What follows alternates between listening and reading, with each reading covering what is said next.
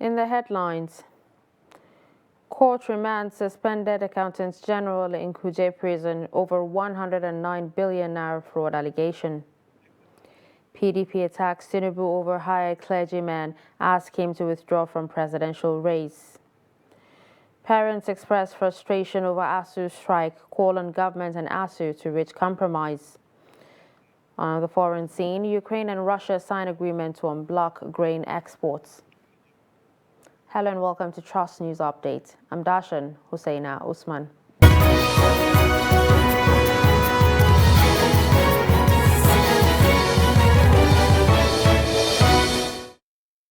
Now the news in full. Justice Adeyemi Ajayi of the Federal Capital Territory High Court has ordered that former Accountants General of the Federation, Ahmed Idris, and 3 other defendants be remanded in the Kuje Correctional Facility. Idris and his co-defendants arraigned before the judge on Friday are facing charges bordering on stealing and criminal breach of trust to the tune of 109.4 billion naira by the Economic and Financial Crimes Commission. The report.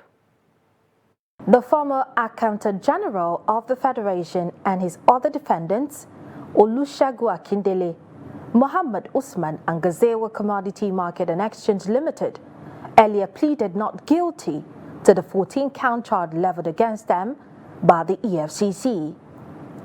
Making an oral application, Chris Uche, counsel for the ex-Accountant General, prayed the court to grant bail to his clients. But the trial judge held that in the interest of justice for all, the defendants should be remanded in prison. Charges have been read, and interestingly, what are contained in the charges are quite different from what was dished out to the media. Because in the media, it has been all over the place that the man collected billions of naira from the treasury. But what we have seen shows that the contents of the book are quite different from the title of the book itself. The prosecution counsel, Rotimi Jacobs, responds to issues raised by defense counsel. When you see the charge, you will see what was in the media before. It's the same amount, it's the same figure, and you see the confessional statement there. It's only in our country that somebody who make a confessional statement will still come before the world and tell the world that he's innocent. So it has to tell you about our value system. Get the confessional statement made by all of them. These some were admitted by them. So it's not a question of being played to the gallery or saying something different. It is a exact figure that you people reported that is in the charge. The plea has been heard today and the bail application has been served in court, but the prosecution counsel said they needed time to study the bail application. Hence, the ex-accountant general and the defendant that appeared in court today could not be granted bail. The matter has been adjourned to on Wednesday, the 27th of July, 2022, for the hearing of the bail application. Mardiya Umar, Trust TV News, Abuja. A federal high court sitting in Abakaliki, Ebonyi State on Friday recognized Princess Anne Agom Eze as the senatorial candidate of the All Progressives Congress for Ebonyi South Zone. This follows the withdrawal of the governor's younger brother, Mr. Austin Umahi, from the race after gaining the ticket during the party's primary just to pave way for the governor who lost as a presidential candidate of the ruling party. But the resident electoral commissioner in Akwa Ibom State, Mike Igini, has revealed that politicians who procure multiple forms were criminals and risk 2 years imprisonment. Recall that Governor Umahi, through his counsel, Roy Nweze Umahi, had dragged the INEC to the Federal High Court in Abakaliki to compel the commission to recognize the governor as the authentic senatorial candidate for Ebonyi South Senatorial District. Delivering judgment on Friday, Justice Fatun Riman cited Section 115 of the Electoral Act 2022, saying the governor was not an aspirant and cannot participate in the election or pre-election matters of the APC as regards the Ebonyi South Zone, whose primary held on the 28th day of May 2022. Legal representation has stalled hearing in the suits challenging the delegate lists in the just concluded APC primary of Nasarawa West senatorial election at the Federal High Court, Lafia. Abubakar Abdullahi reports that the case was filed by Labaran Magaji, who contested the election that produced Shehu Tukur as the winner of the primary. The report is presented in our studio.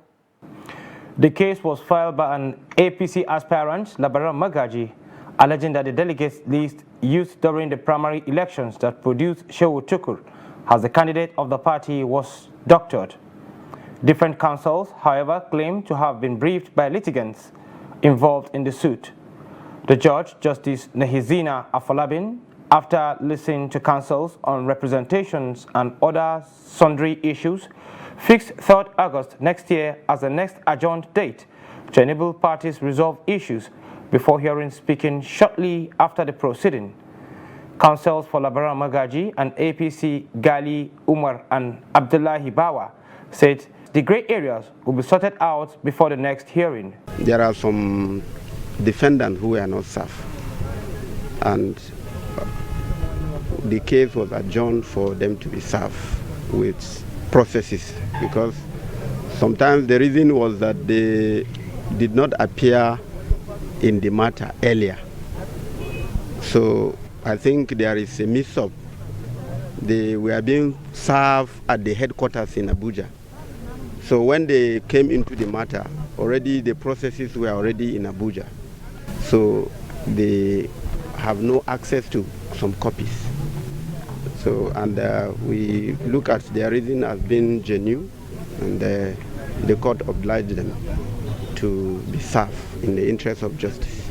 Yeah, what transpired in court today was just a simple thing, mix up in service of process.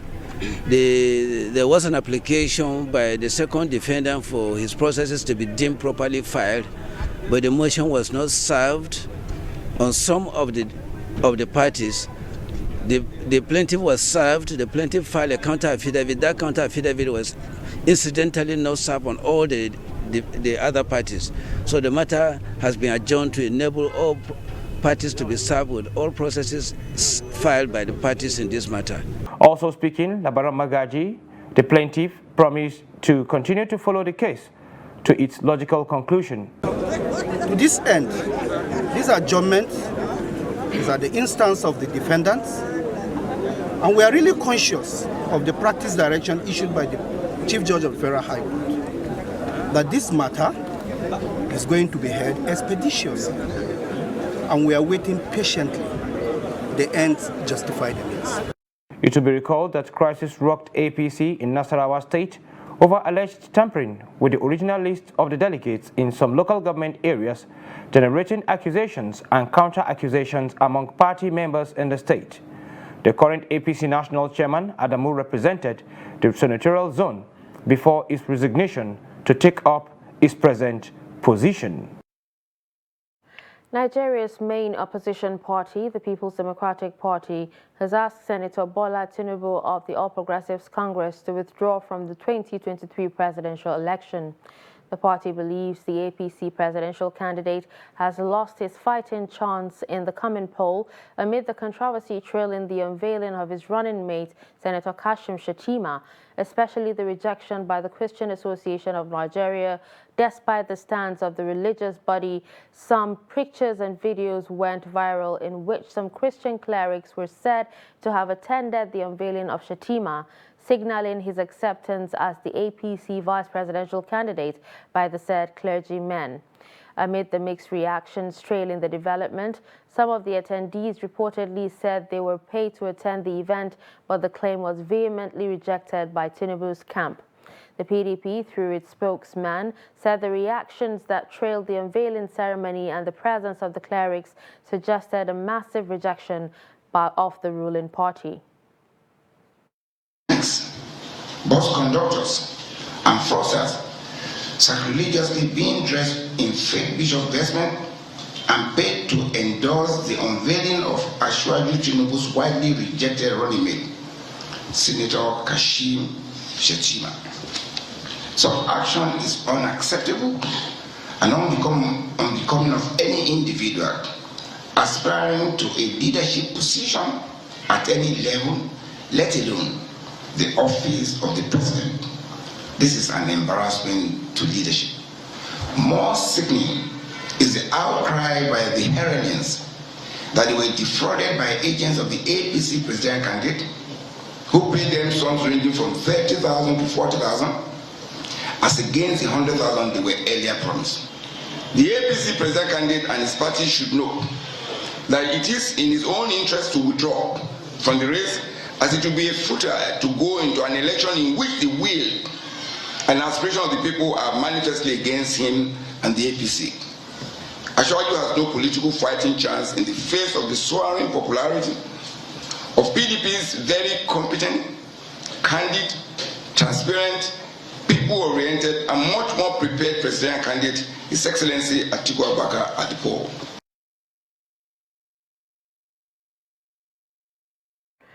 President Muhammadu Buhari on Friday in Abuja told stakeholders of the All Progressives Congress that the unity, security and prosperity of the country would matter the most to him beyond his days in office. He said this when he received APC stakeholders led by the national chairman of the party, Senator Abdullahi Adamu, in the State House. President Buhari recounted that when the presidential running mate, Senator Kashim Shettima, was presented to him a couple of days ago, he had said he would reserve his comments till the handover ceremony on May 29, 2023 at the Eagle Square. The national chairman of the party, the chairman of the Progressives Governors Forum, and the governor of Kebbi State, Abubakar Atiku Obagudu, and Shettima, in separate remarks, expressed gratitude to the president for his exemplary leadership, which has strengthened the party in the aftermath of the convention. The vice presidential candidate reiterated the willingness of the APC presidential candidates Bola Tinubu and himself to serve Nigeria with justice, equity, and fairness. What matters to me is the unity, security, and prosperity of Nigerians, even beyond my days in office as president. And I am glad that the APC is on course towards that eventuality. When the presidential running mate was presented to me a couple of days ago, I said I would reserve my comments till I hand over to him and the new president on May 29, 2023 at the Eagle Square. Stakeholders, members, delegates of our great party converged in Abuja at the Eagle Square, where we nominated the flag bearer of our great party in the person of His Excellency Ahmed Bola Tinubu. On the 11th of this month, our candidate, after due consultation with stakeholders across the country, to help him, to assist him in deciding who becomes his running mate for the 2023 general election. He finally decided, after getting your nod, your buying, announced to the country who his choice for vice president of his ticket will be. And that is our brother seated by my right out there, Alhaji Shettima. Your Excellency, I want to thank on behalf of Ashwaju Bola Ahmed Tinubu, who is unavoidably absent due to a communication gap. I want us to celebrate our progressive governors who have shown leadership, who have equally shown commitment to the Nigeria project. On a sad note, no fewer than 9 people, including a nursing mother and her less than a 1-year-old baby, were on Friday reportedly abducted in Kuchi community of Munya local government area of Niger State. Daily Trust is reporting that although no life was lost, dozens have fled to Serikin Power, the headquarters of Munya local government, as well as Gwada IDP camp in Shiroro local government and Mina, the state capital. Niger State Police Public Relations Officer Wasiu Abiodun confirmed that 9 people were kidnapped. Abiodun said police tactical teams with vigilante members had been drafted to the area and are on the trail of the hoodlums to rescue the victims. You're watching Trust News Update. Coming up after the break. How lack of parking space obstructs traffic flow. Do stay with us.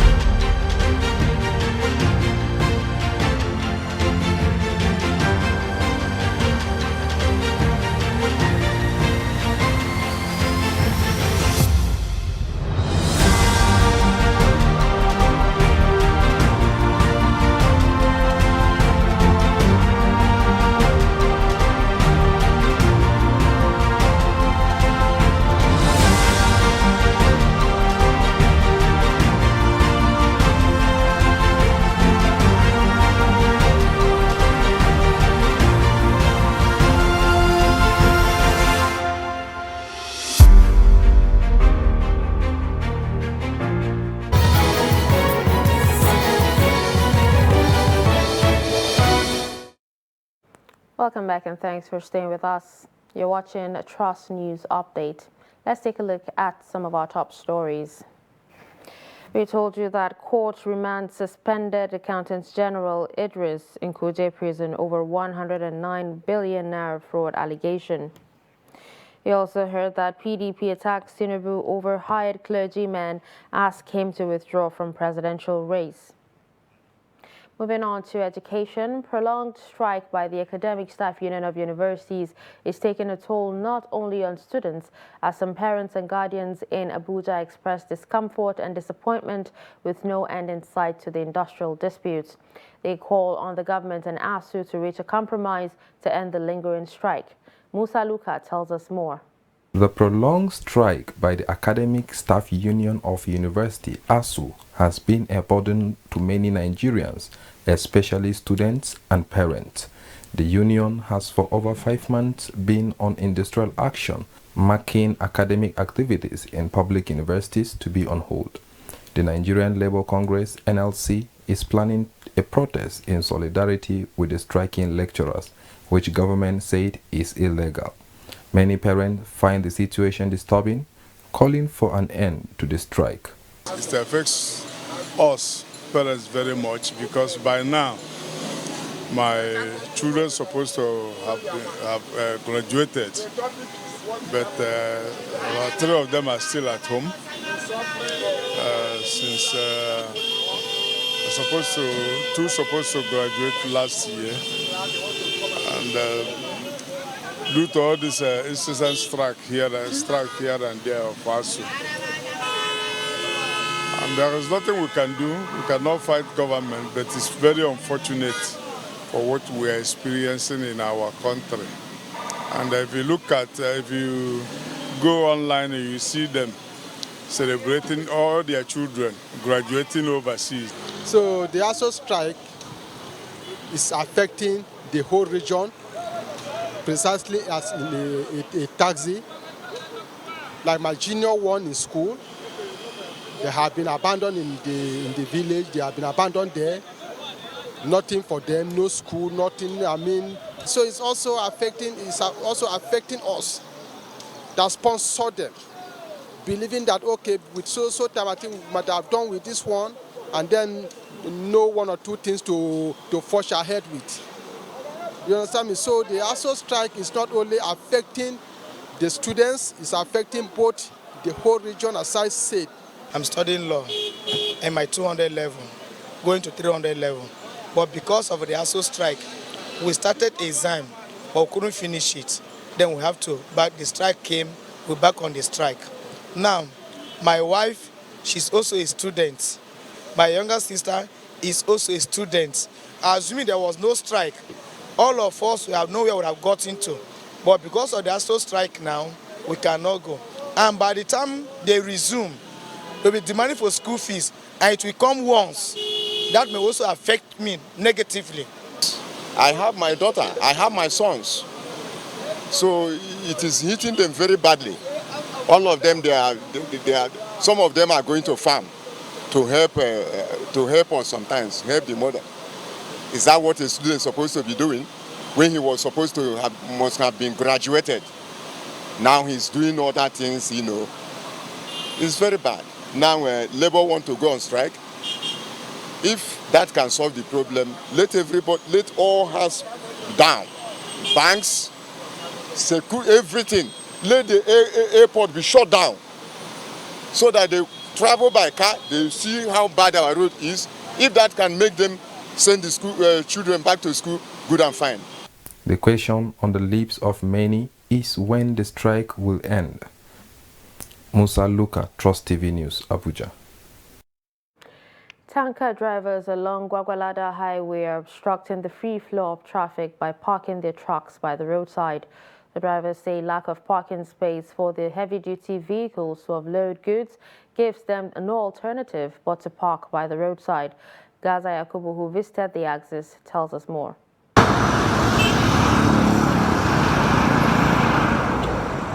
Heavy-duty vehicles are the common sight in Gwagwalada Highway. This road is a major access in and out of the FCT, yet the free movement of vehicles, especially in the evening hours, is a challenge attributed to the tanker drivers. And some of them, you know, the kind of things they carry, the diesel and all those things, if anything happens here, it's going to be a disaster, considering a lot of people that are in this park and all that. So I think they need a park rather than parking on the sideways like this. Even this morning, it happened that one of them almost ran into one other car that was in the front.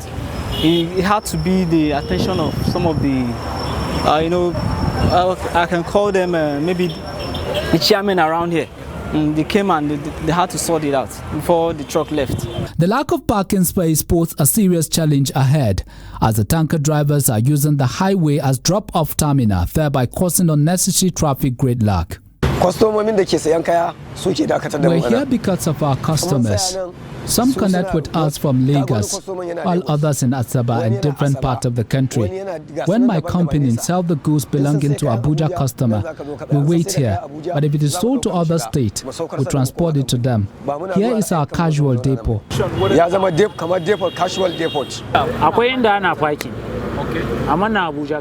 There are parking spaces, but there is none in Abuja. There are parking spaces in Tafa, Kaduna. You cannot park by the roadside because of the danger. Spending 500 naira to 700 naira to park safely is better.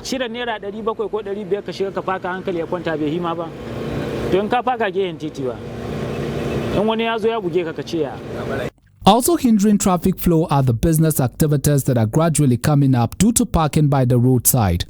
Until a parking alternative is provided, the drivers will continue to make do with the space they can access at the detriment of those plying the highway. Gaza Yakubu, Trust TV News, Abuja.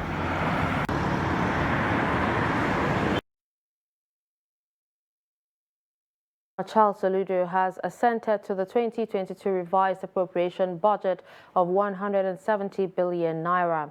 Governor Soludo signed the budget tagged building off from the blocks at the Government House, Oka.